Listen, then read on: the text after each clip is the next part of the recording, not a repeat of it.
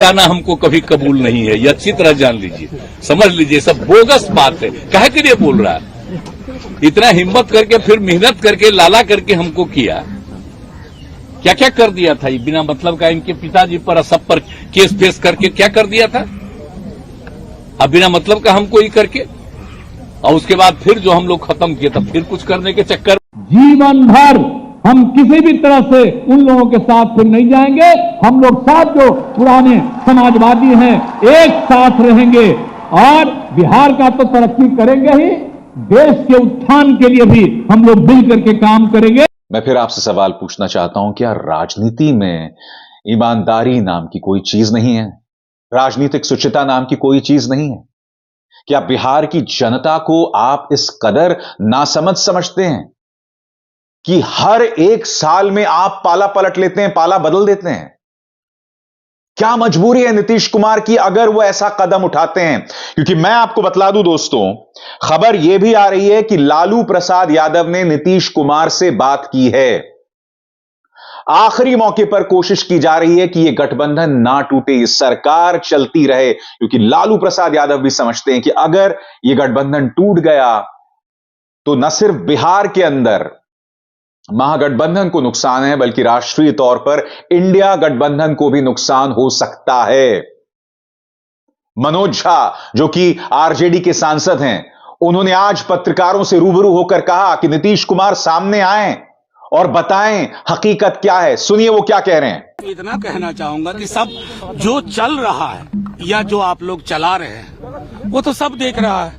हम तो सिर्फ इतना कहना चाहते हैं आपसे, आपको स्मरण हो जो लोग भी बिहार में रहे हैं और बिहार के बाहर से आए हैं, 9 अगस्त 22 को जब इस गठबंधन की बुनियाद पड़ी, उस बुनियाद में ना कि तेजस्वी का था कि खेल मंत्री यहाँ बने, आप खेल मंत्रालय का गठन कर दिए।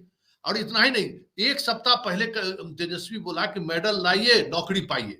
और वो मुझे जानकारी है कि जिस दिन तेजस्वी ये बोले उसी दिन शाम में नीतीश कुमार उसको कहे कि जितने को मेडल मिला है जल्दी सबको नौकरी दो, बुलाओ उसको, तो इसको कैबिनेट में लाओ भैया। देखिए ये सारी चीजें आप बताएं, अभी भी आप कह रहे हैं ना कि क्या होगा, अभी कहना मुश्किल है कि नीतीश जाएंगे कि नहीं जाएंगे, कहना मुश्किल है। मतलब कोई भी राजनीति को समझने वाला व्यक्ति, देखने वाला व्यक्ति, जो आदमी अमित शाह और मोदी के उस खेल में शामिल है, वही कह रहा था कि गए, लेकिन बाहर जो लोग देख रहे थे, जो ऑब्जर्व कर रहे थे चीजों को, वो अभी भी नहीं मान रहे हैं कि नीतीश कुमार बीजेपी के साथ जा सकते हैं। तो ये एक बहुत बड़ा कंट्रास्ट है। अब इसके पीछे क्या है, देखिए एक बात हम आपको याद दिला दें कि मुख्यमंत्री थे दिल्ली में, अशोक चौधरी के घर पे राज्यपाल आए थे और उसमें मुख्यमंत्री के जो मुख्य सलाहकार प्रशासनिक दीपक कुमार है, वो उनके संयोग से वो तस्वीर हम लोगों के पास आ गई और ये खबर हमने दिखाई कि देखिए किस तरीके से सुपर सीएम के भूमिका में अशोक चौधरी, मतलब राज्यपाल अगर किसी के आवास पे जाए तो मतलब क्या है।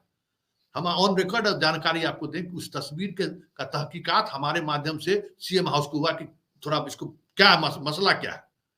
इतनी एक सप्ताह पहले यही अशोक चौधरी बरबीघा में 2000 गाड़ी लेके जा रहे थे, अपने दामाद का समझिए कि लॉन्चिंग करने वाले थे वो, और आधे रास्ते से नीतीश कुमार उनको बुला लिया कि आप तुरंत इमीडिएट पहुंचिए, और उनको अपने आवास पर उन्होंने कहा कि इस तरीके की राजनीति मत कीजिए, जो उसके राजू सिंह के पोता के खिलाफ ही चाहते हैं अपने दामाद को हम उतारें।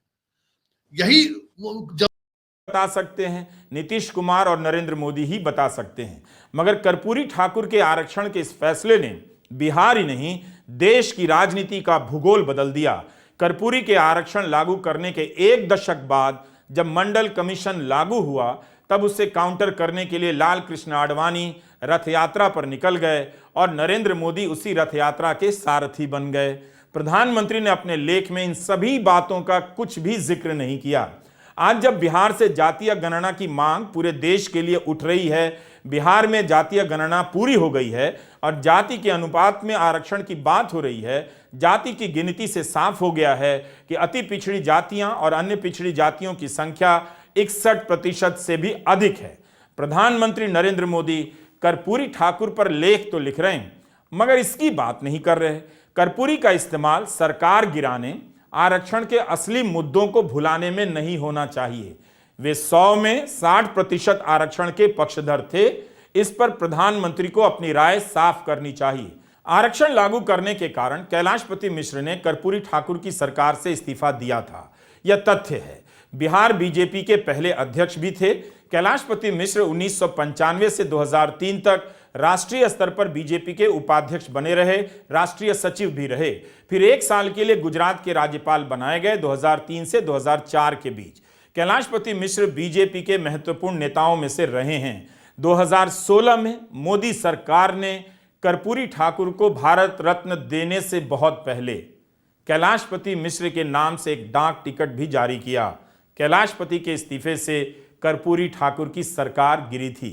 यह उस समय का स्क्रीनशॉट है, हम इसकी पुष्टि नहीं कर सकते, मगर ट्विटर पर डॉक्टर रंजन नाम के हैंडल से इसे ट्वीट किया गया है। यह 18 अप्रैल 1979 के टाइम्स ऑफ इंडिया अखबार के पहले पन्ने की। तो जी हाँ दोस्तों, आपका स्वागत करते हैं आपके अपने चैनल में। इस चैनल में आपको गोदी मीडिया के खिलाफ जो भारत में प्रोपेगेंडा गोदी मीडिया फैलाती है वो उसके बारे में आपको इस चैनल में बताया जाएगा। तो बहुत से सारे लोग मिलकर इस चैनल को सब्सक्राइब कर लो। दोस्तों, आप जानते हैं गोदी मीडिया किस तरह अपना एजेंडा सेट करती है। हर तरफ न्यूज़ चैनलों में ही पहले भारत के न्यूज़ चैनलों में इकनॉमी और विकास की बात होती है, पर अब वो देखने को आपको पता है वो अब नहीं मिल रहा। अब भारत के चैनलों में बात होती है राम मंदिर की और धर्म की।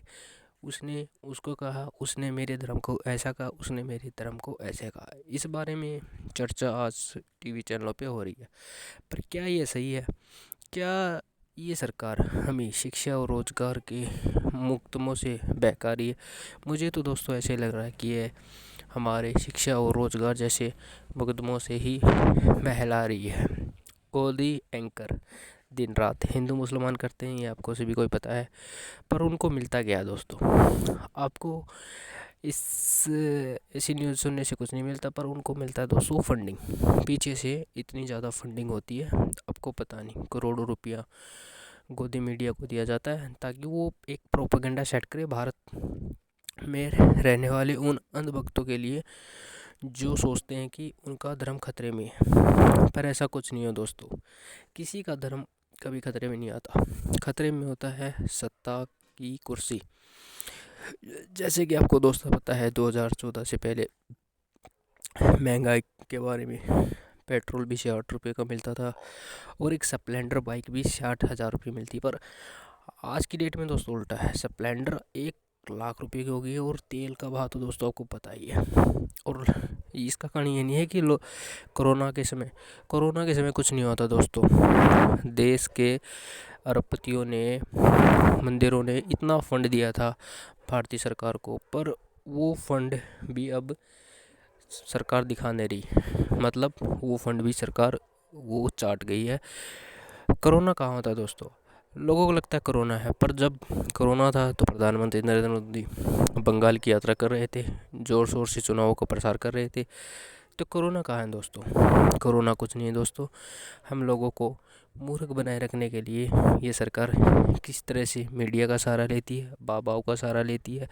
वो बाबा दोस्तों, वो बाबा जो एक शो के 10-10 लाख रुपए लेते हैं, फॉर्चूनर में आते, फॉर्चूनर में जाते, हमें क्या मिलता? हमें कुछ नहीं मिलता दोस्तों। राहुल गांधी के खिलाफ भी उन्होंने पहले कुछ कहा था कि राहुल गांधी पप्पू है, पर ऐसा नहीं है दोस्तों। राहुल गांधी पप्पू नहीं है, वो बंदा बहुत हाई लेवल की सोच का है और वो कहाँ से पढ़ा हुआ आपको ये बारे में पता होगा दोस्तों। तो कृपया इन झूठे प्रोपेगेंडाओं से बचें और अपने मस्तिष्क को सही आयाम दें। मंदिर बन रहा है दोस्तों, अच्छी बात है, पर मंदिर के साथ क्या रोज़गार की बात होगी, ये सोचने वाली बात है। सरकार के आने के बाद जातियों में इतना जहर घुल गया दोस्तों, धर्म के बारे में इतना जहर घुल गया दोस्तों, लोग एक दूसरे का मुंह नहीं देखना चाहते दोस्तों। पर गोदी मीडिया इसके बारे में कुछ नहीं सोचती दोस्तों। देश की इकोनॉमी ठप हो गई है दोस्तों, बहुत से लोग बेरोज़गार हो गए हैं, स्कूलों की फीस इतनी बढ़ा दी गई है कि कोई हद नहीं है, पर सरकार का कोई लगाम नहीं है। और इसके बारे में दोस्तों आपकी क्या राय है कमेंट में ज़रूर लिखना। और बहुत सारे दर्शक इस चैनल पे आए और इस चैनल को सब्सक्राइब कर ले। बहुत से यूट्यूबरों की थोड़ी थोड़ी कटिंग इस चैनल पर दिखाई जाएगी जो आपके लिए फ़ायदेमंद होगी। तो जय हिंद दोस्तों, वंदे मातरम।